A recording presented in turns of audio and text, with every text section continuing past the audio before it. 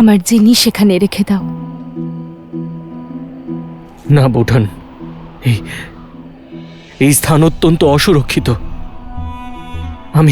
আমি আপনাকে অন্য কোনো স্থানে। অসুরক্ষিত আর যথার্থ।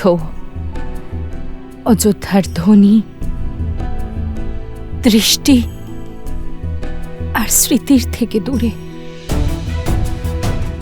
যাও, আর রাজা রামকে বলো যে তুমি তোমার কর্তব্য পালন করেছ।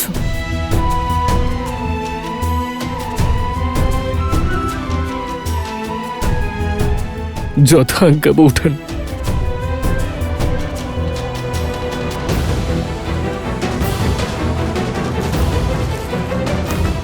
সময় এসে গেছে আর্য, আদেশ দিন। আমায় সবাইকে জানাতেও হবে। না সীতা,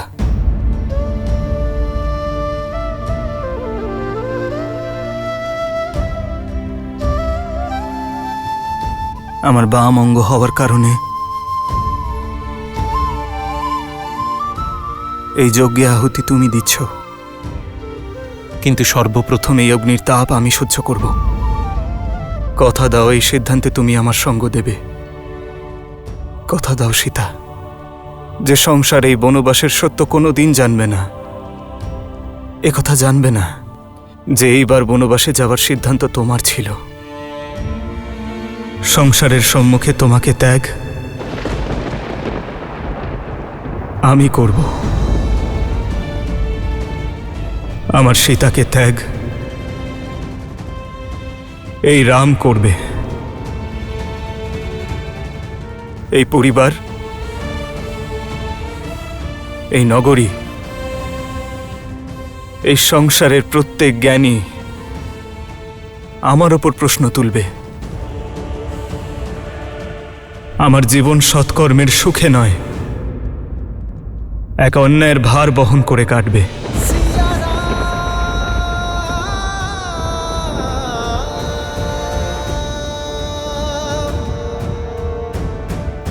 সীতা,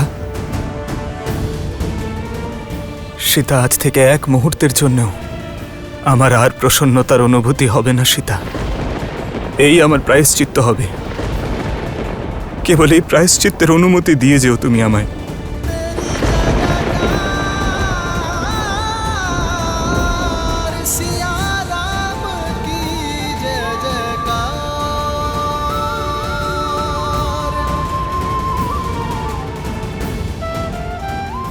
আমাকে কথা দাও সীতা।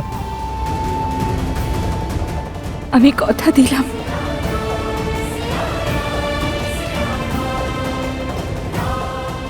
আমি কাউকে সত্য বলবো না, কিন্তু আমার বিশ্বাস অটল আর্য। সবচেয়ে বড় সত্য সামনে আসবেই। নিয়তি আমাদের দুজনকে আবার এক করবে আর্য। একজন রাজা তার কর্তব্য অবশ্যই পালন করবে। অযোধ্যার ভাগ্য নির্ধারণ করবে।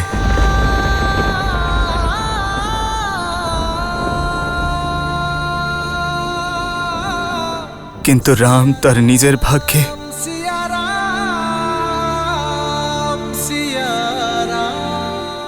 সীতার সঙ্গে মিলনের প্রতীক্ষা করবে। রাম রাম রাম রাম রাম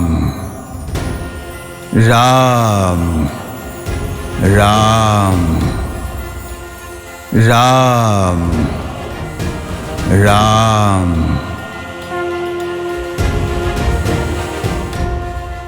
মহাদেব, আপনার আরাধ্য আর আমার প্রভু শ্রীরামকে এই সংকট থেকে মুক্তির পথ দেখান। তার বদলে আপনি আমার সব পুণ্য নিয়ে নিন, আমার সব শক্তি সিদ্ধি ফিরিয়ে নিন, সব বরদান যে আমি লাভ করেছি সব নিয়ে নিন আপনি। শুধু মহাদেব, আমার প্রভুকে আপনি তার যন্ত্রণা থেকে মুক্তি দিন।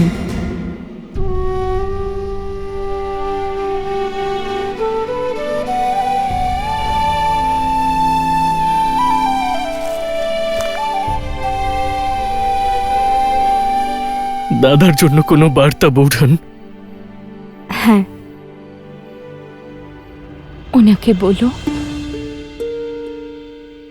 যে সীতা গর্বিত নিজের জন্মের জন্য, নিজের সৌভাগ্যের জন্য। বলো যে ওনার সীতা মৃত্যু পর্যন্ত কেবল এটাই প্রার্থনা করবে যে প্রত্যেক জীবনে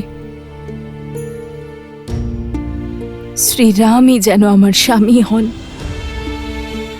আর তখন আমাদের ভাগ্যে যেন বিরহের যন্ত্রণা ভোগ করতে না হয়।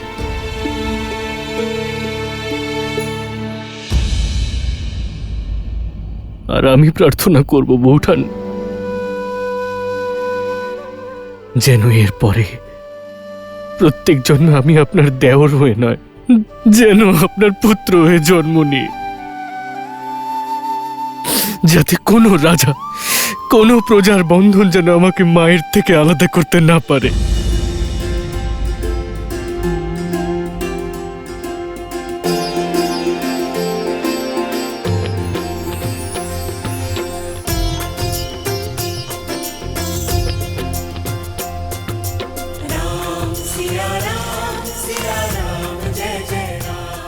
যথাজ্ঞা বৌঠান।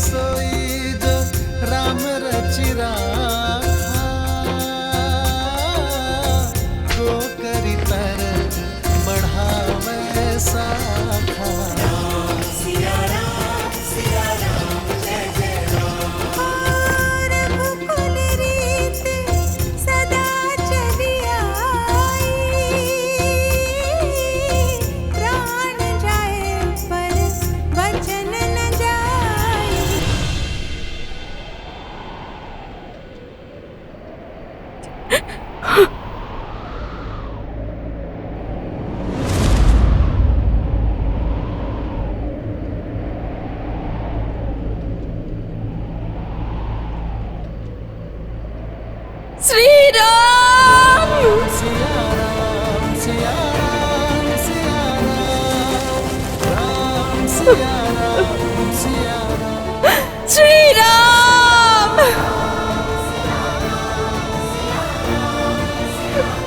শ্রীরাম!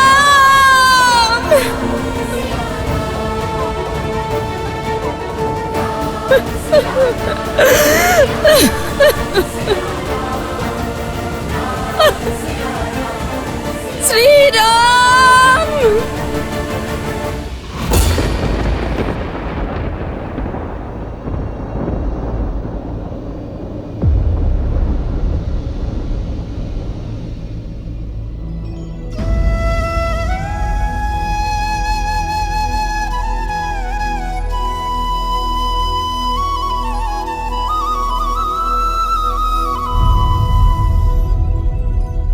যে হৃদয়ে মাতা সীতা আর প্রভু একসঙ্গে বাস করেন, সেখান থেকে নির্গত রক্ত সংকেত দিচ্ছে আমার মাতা আর প্রভুর ভয়ঙ্কর যন্ত্রণার। আমার প্রভু শ্রীরাম কষ্টে আছেন।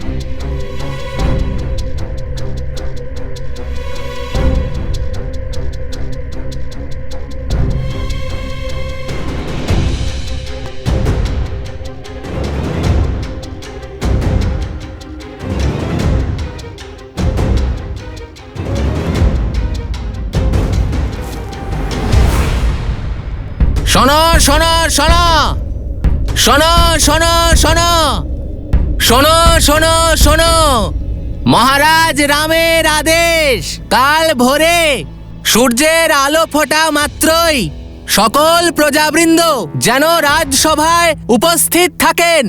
ঘোষণা গুরুত্বপূর্ণ, তাই সবাই যথাসময় উপস্থিত হবেন।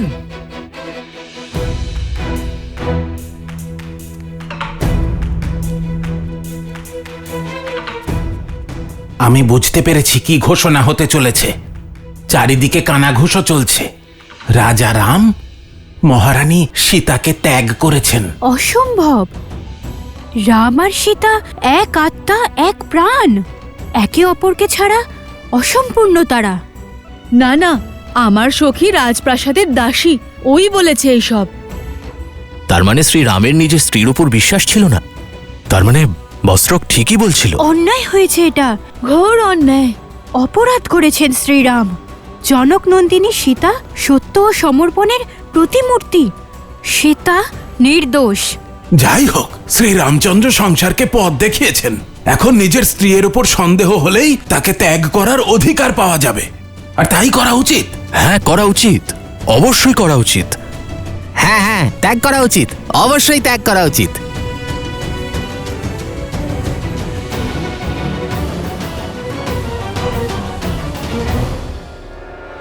প্রজাদের কথা শুনে আমি প্রভুকে সন্দেহ করতে পারি না। এই সত্য আমাকে নিজেকেই জানতে হবে। আমার প্রভু আমার মাতাকে ত্যাগ করতে পারেন না। আর যদি এটা সত্য হয়, যদি সত্যই প্রভু ত্যাগ করে থাকেন, তাহলে না জানি আমার মাতা কোথায় রয়েছেন, কি অবস্থায় রয়েছেন তিনি।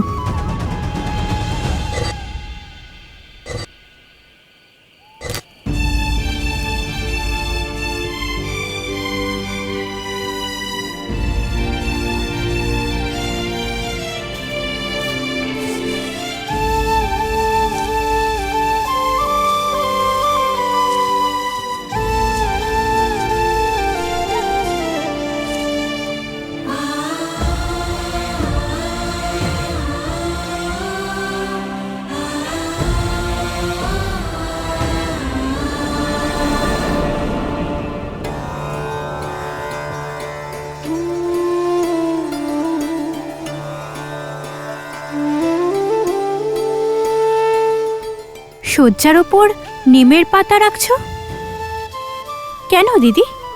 স্বাদ তেতো, কিন্তু গুণ মিষ্টি।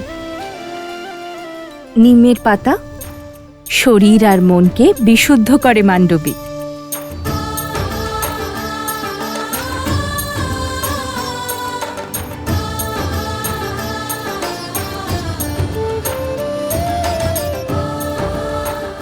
আর এই ব্রাহ্মী শাকের পাতা মনের শান্তির জন্য।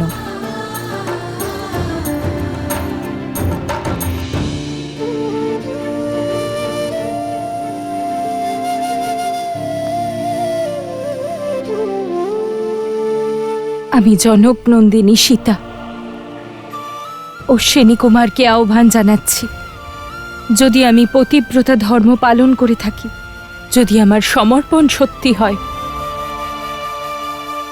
তাহলে আমার স্বামীর শয্যা, ওনাকে গভীর নিদ্রা, ভালো স্বাস্থ্য আর সুন্দর সকাল যেন প্রদান করে।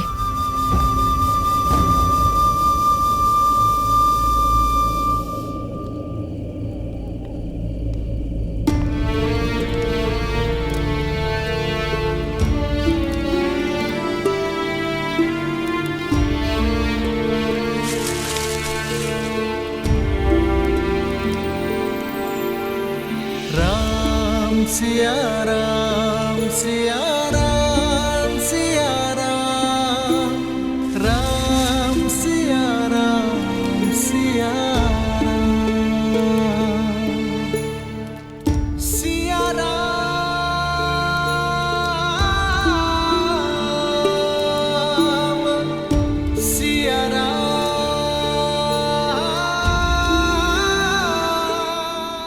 সীতা।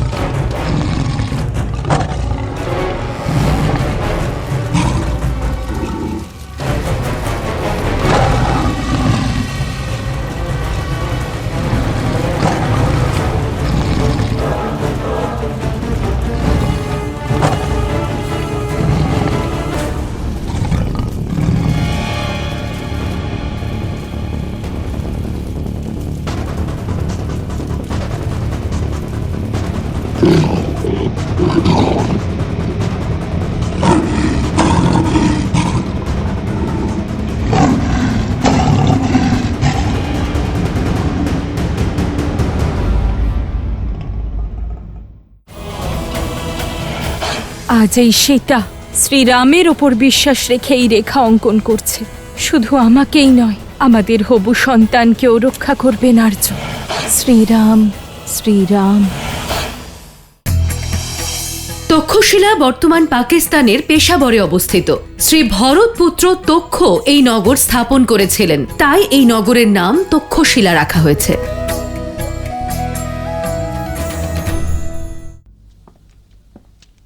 ভ্রাতা ভরত, ভ্রাতা ভরত, যা শুনলাম তা কি সত্য? ভ্রাতা ভরত, আপনি দয়া করে এটা বলে দিন যে অযোধ্যার প্রজাদের মুখে আমি যা শুনলাম তা সত্য নয় ভ্রাতা। যে মাতা সীতার জন্য আমার প্রভু শ্রীরামের চোখের জল দাক্ষিণাত্যের নদীতে বান নিয়ে এসেছিল, যে মাতা সীতাকে ফিরে পাবার আশায় প্রভু শ্রীরাম নিজের পায়ে ফোঁটা কাটার প্রতিও ভ্রুক্ষেপ করেননি, আজকে সংসারের জন্য নিজের প্রাণ, নিজের ভাবনা, নিজের সামর্থ্যকে ত্যাগ কি করে করতে পারেন প্রভু? ভ্রাতা ভরত, আপনি বলুন, কি করে এমন কাজ করতে পারেন প্রভু? যে মাতা সীতা নিজের রাম ভক্তিতে শোক বাটিকাকে অশোক বাটিকা করলেন, ত্রিজটা আর মহারাজ বিভীষণের মতো রাক্ষসকে ধর্ম সম্পর্কে অবগত করলেন, যে মাতা সীতাকে 10 লোক বিজয়ী দশানন রাবণ নিজের সমস্ত শক্তি দিয়েও এতটুকু ক্ষতি করতে পারেননি, যে মাতা সীতা অগ্নি পরীক্ষা দিয়ে নিজের শুদ্ধতার প্রমাণ দিলেন, কি করে ভ্রাতা ভরত? কোন অপবিত্রতার দোহাই দিয়ে প্রভু ত্যাগ করলেন মাতা সীতাকে? কি করে?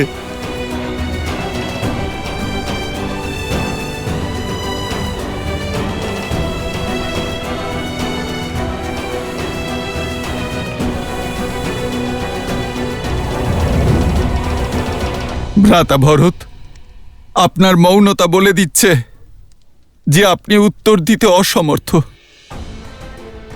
আমি নিজে আমার প্রভুর কাছে গিয়ে আমার প্রশ্নের উত্তর চেয়ে নেব।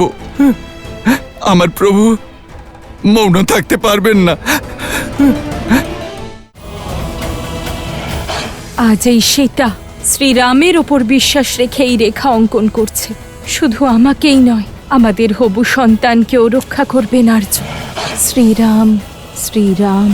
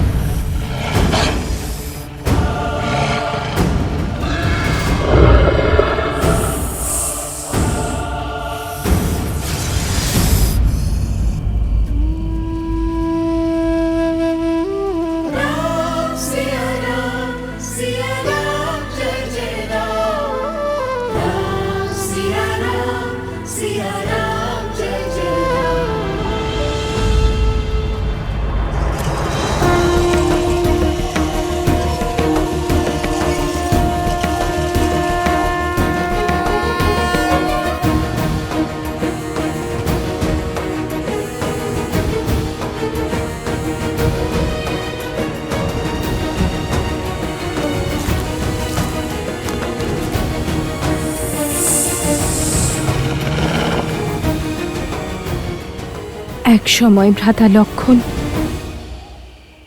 নিজের বিশ্বাসের শক্তি দিয়ে আমাকে রক্ষা করার জন্য লক্ষণ রেখা এঁকেছিল। আজ এই সীতা শ্রীরামের ওপর বিশ্বাস রেখে এই রেখা অঙ্কন করছে। শুধু আমাকেই নয়, আমাদের হবু সন্তানকে রক্ষা করবেন আর্য।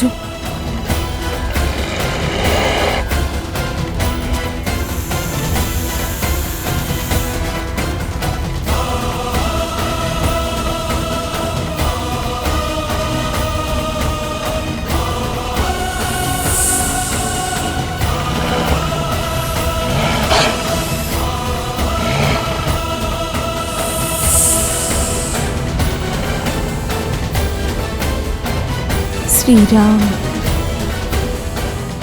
শ্রীরাম,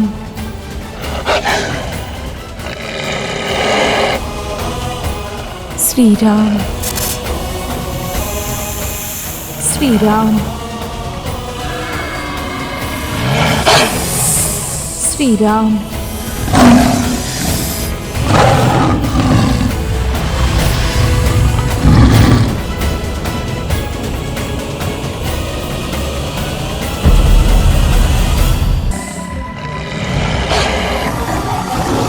শ্রীরাম,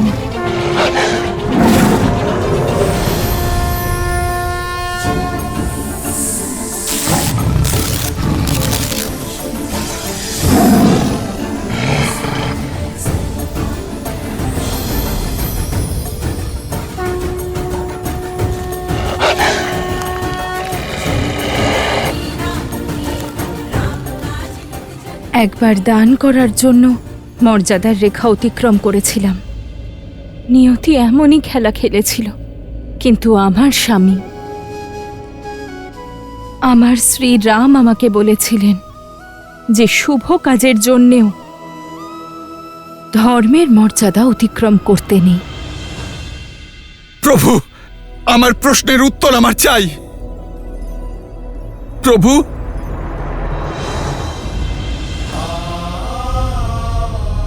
হনুমান,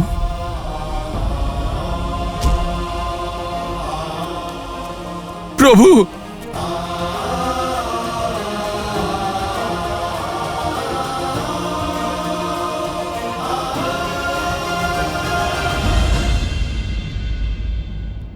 প্রভু, এমন নয় যে আপনি মাতার সীতার যন্ত্রণা অনুভব করছেন না।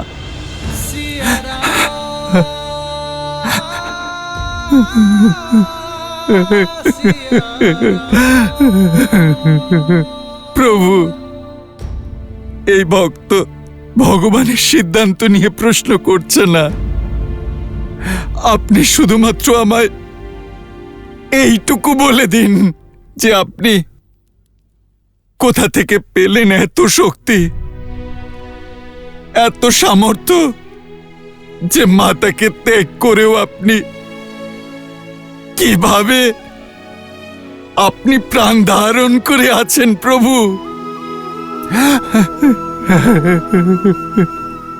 আর এই অযোধ্যাতে নিজের মাতা না থাকা সত্ত্বেও এই পুত্র এখনো কিভাবে জীবিত আছে প্রভু।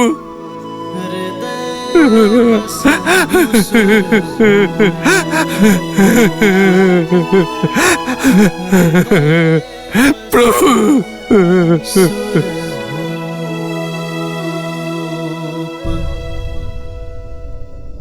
আমাদের দুজনের মধ্যেই শক্তি সমাহিত, কারণ আমরা আমাদের কর্তব্য জানি হনুমান,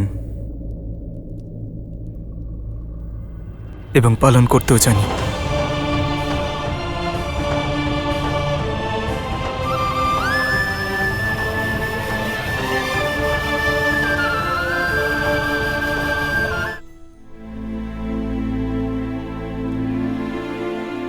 প্রভু, আপনি কোন কর্তব্যের কথা বলছেন?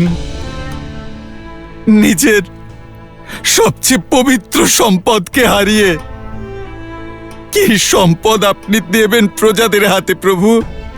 পবিত্রতার প্রতিমূর্তিকে এই অযোধ্যার বাইরে পাঠিয়ে কি করে পবিত্র হবে অযোধ্যা? কালকে যারা মৃদু স্বরে আমার মাতার নামে কুকথা বলছিল, সেই লোকেরাই উচ্চ স্বরে চিৎকার করে মাতাকে অপশব্দ বলছে। আর এখন সন্দেহ হচ্ছে মানুষ কোনো অপরাধের জন্য নিজের অর্ধাঙ্গিনীকে ত্যাগ করে কোনো পরম্পরা না সৃষ্টি করে। প্রভু,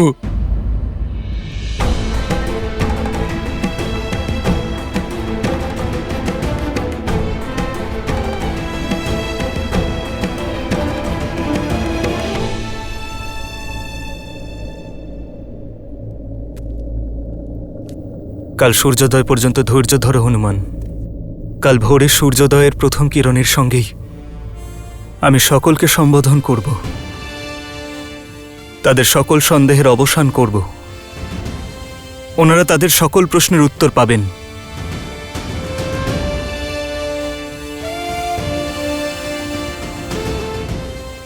কাল ভোরে রাম রাজ্যের যাত্রার আরম্ভ হবে।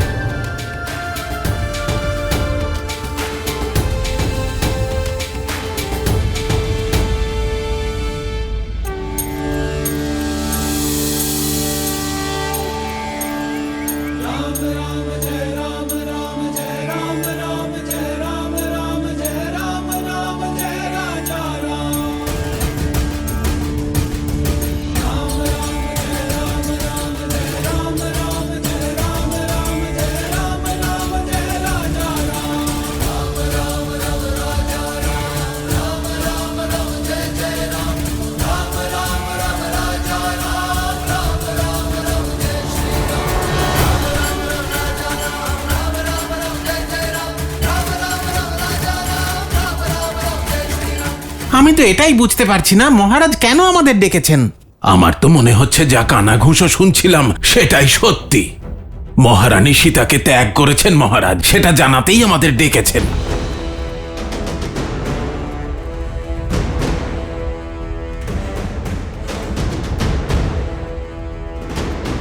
সত্যি কি আমাদের মহারাজ মহারানীকে ত্যাগ করেছেন? না না, আমাদের মহারাজ মহারানীকে ত্যাগ করতেই পারেন না। মনে হয় ওই বস্ত্রকে আজ দণ্ড দেওয়া হবে, যিনি মহারানীকে সন্দেহ করেছেন। দেখো দিদি, কথা যখন উঠেছে তার সত্যতা তো অবশ্যই থাকবে, তাই না? আমার মনে হয় সকল নগরবাসীদের দণ্ডিত করা হবে। মহারানীর সম্পর্কে নানা কুৎসা রটানো হয়েছে।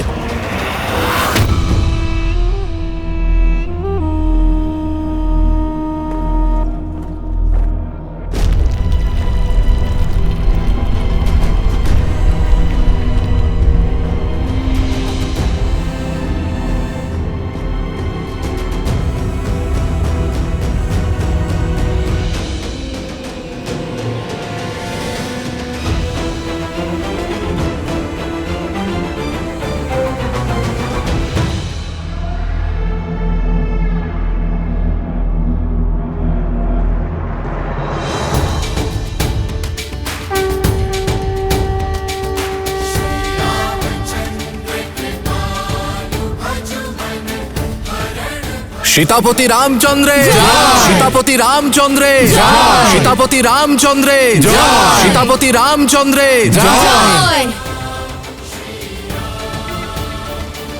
দেখা যাক রাম কিভাবে আত্মপক্ষ সমর্থন করে। কিস্তি দিয়েছি, এবার মা তো দেব, সীতাকে তো পাবে না। শ্রীরাম,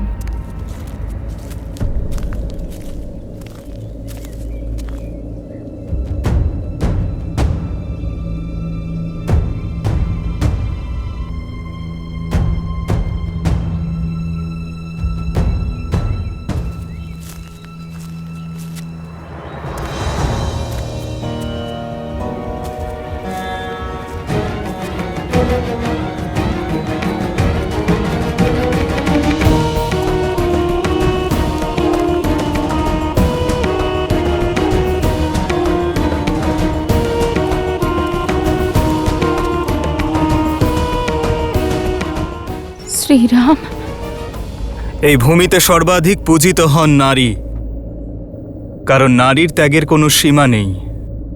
নিজের পিতার ছত্রছায়া, নিজের মায়ের মমতা ত্যাগ করে নিজের স্বামীর বংশবৃদ্ধির জন্য সে তার গৃহে আসে। ভবিষ্যৎকে জন্ম দেবার জন্য তার শত নিজের শক্তিও বলিদান করেন। ফল প্রদানকারী বৃক্ষ সেবার আশা করে, সঠিক সময় খাদ, জলসেচ, যত্ন আশা করে। একজন নারী তার স্বামীর কাছে, শ্বশুরালয় থেকে সমাজের কাছে শুধু মিত্রতা এবং সম্মানের আশা করে, কিন্তু সে ততটুকুও পায় না। স্ত্রী তার সমর্পণ, নিজের অস্তিত্ব, নিজের সর্বস্ব স্বামীর চরণে অর্পণ করে দেয়। পদে পদে স্বামীর সঙ্গ দেয়। স্বামী রাজা থেকে দরিদ্র হলেও তখনও তার সঙ্গ ছাড়ে না। বনবাসের সব কষ্ট সে তার স্বামীর সঙ্গে সহ্য করে। সেখানে রাক্ষস এবং রাক্ষসীদের কারাগারে জীবনের সকল অসহ্য যন্ত্রণা সহ্য করার পরেও সে তার স্বামীর ভালোবাসার আশা ছাড়ে না।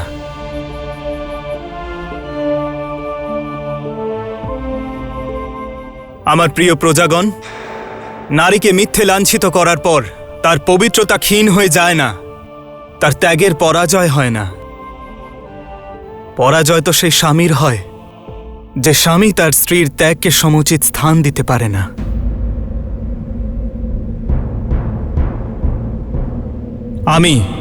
আমি একজন ইক্ষ্বাকু বংশধর, অযোধ্যা নরেশ, দশরথ পুত্র রাম, রঘুকুলের মুকুট মস্তকে ধারণ করে আজ আপনাদের সম্মুখে দাঁড়িয়ে আছি। এ কথা স্বীকার করার জন্য যে আমি পরাজিত হয়েছি।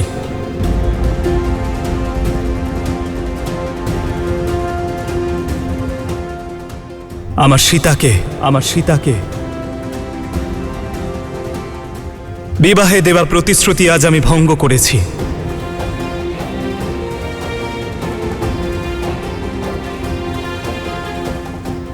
রাবণের প্রদেশে গিয়ে আমার শৌর্য দেখিয়ে আমি সীতাকে রক্ষা করেছিলাম, কিন্তু আমারই অযোধ্যায় ছড়িয়ে পড়া কুবিচারের দানবের হাত থেকে, সন্দেহের চক্রব্যূহ থেকে আমার প্রিয় স্ত্রীকে রক্ষা করতে পারিনি। আজ রাজা রামের বিজয়ী হবার জন্য, রাজ সিংহাসনের কর্তব্য পালনের জন্য আজ আমি আমার সীতাকে অযোধ্যা থেকে নিষ্কাশিত করেছি।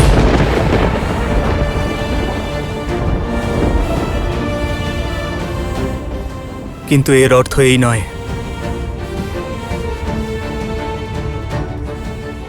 যে আমার সীতার পবিত্রতার ওপর আমার একটুও সন্দেহ আছে। আমার শরীরের প্রতিটি কোষ বলে যে আমার সীতা অগ্নির মতোই পবিত্র।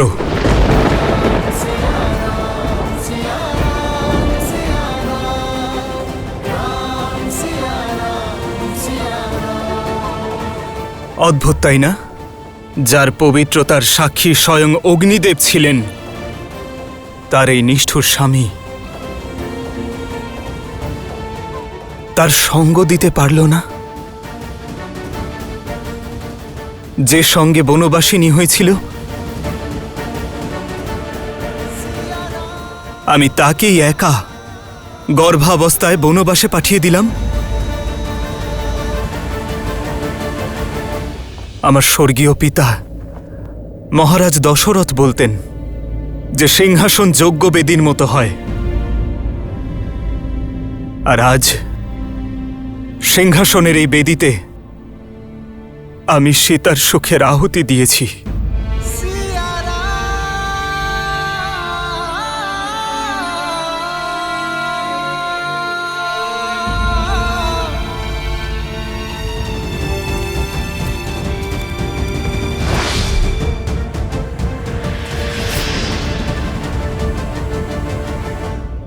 আপনারা কারা? এই মর্যাদার রেখা অতিক্রম করলেন কি করে?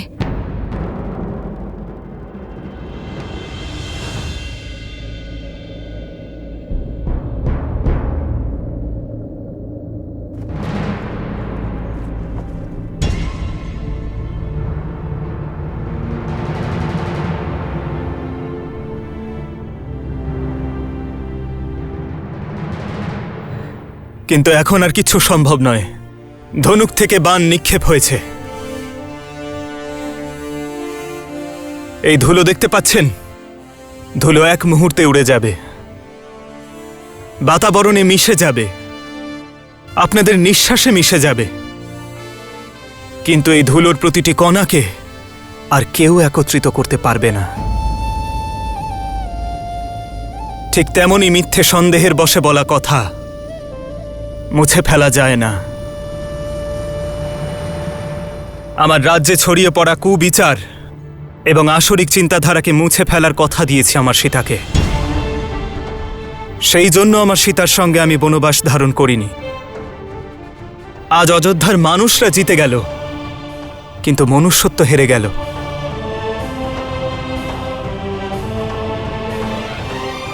আর সেই শোকে এই প্রাসাদ, এই নগরী আমার কাছে বনবাস।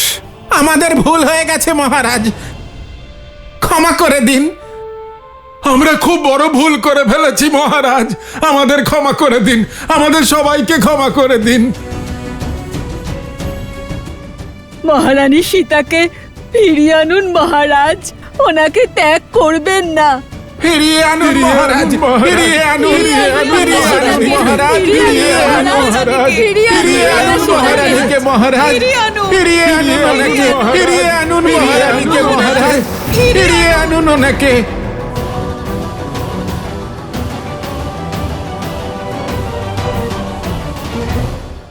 আজ আপনারা সকলেই নিশ্চিত করুন যে ভবিষ্যতে সন্দেহ এবং কুবিচারের উপর নির্ভর করে কোনো প্রমাণ ছাড়া কখনো যেন কাউকে কোনো কষ্ট না ভোগ করতে হয়। আমার সীতার বলিদানের পুণ্য আমার প্রজারা যেন পায়, কেবল এটুকুই প্রার্থনা এই রাজা রাম ঈশ্বরের কাছে করেন। পুষ্কলাবতী শহর স্থাপন করেছিলেন ভরতপুত্র পুষ্কল। বর্তমানে এটি পাকিস্তানের রাওয়ালপিন্ডিতে অবস্থিত।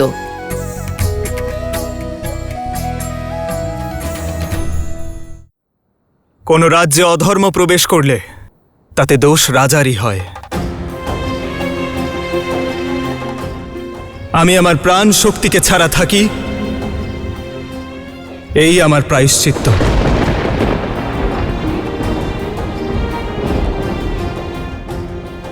এ কাজ করে আমি অযোধ্যার প্রজাদের ওপর কোনো উপকার করছি না, বরং এটাই রাজধর্ম। আপনারা কেবল এই কথা মনে রাখবেন যে খারাপ চিন্তাভাবনার ঔষধ শব্দে নয়, আচরণে থাকে। তাই আপনাদের রাজা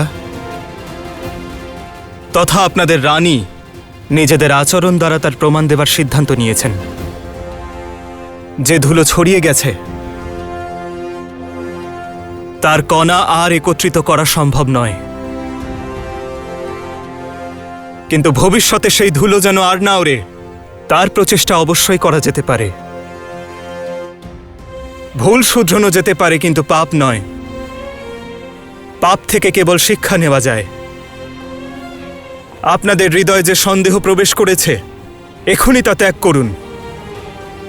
হৃদয়ে বসবাসকারী অধর্মকে ত্যাগ করুন। যদি মহারানীর বলিদানের প্রায়শ্চিত্ত করতে চান তাহলে সমগ্র অযোধ্যা রাজ্যে জ্ঞান এবং মর্যাদার বিস্তার করুন।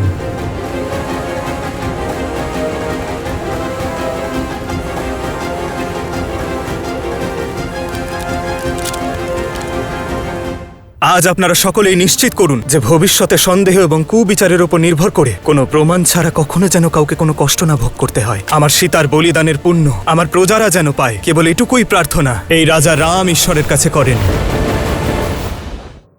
আজ আপনারা সকলেই নিশ্চিত করুন যে ভবিষ্যতে সন্দেহ এবং কুবিচারের উপর নির্ভর করে কোনো প্রমাণ ছাড়া কখনো যেন কাউকে কোনো কষ্ট না ভোগ করতে হয়। আপনজনদের জন্য যেন বিরহ যন্ত্রণা ভোগ করতে না হয়। আমার সীতার বলিদানের এই প্রায়শ্চিত্ত হবে। আপনাদের মহারাজকে বিজয়ী করার এই হবে পথ। আমার সীতার বলিদানের পুণ্য আমার অযোধ্যা, আমার প্রজারা যেন পায়। কেবল এটুকুই প্রার্থনা এই রাজা রাম ঈশ্বরের কাছে করেন।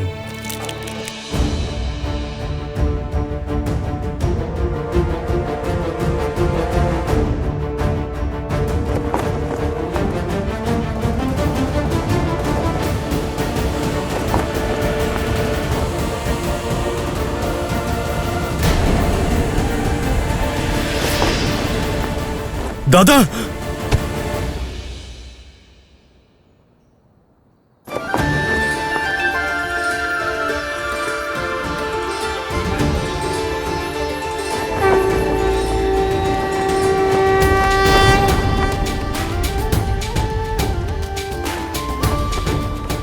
আপনারা সকলে সিদ্ধান্ত নিন যে অযোধ্যার এই ধ্বজা ধর্মের প্রতীক হবে।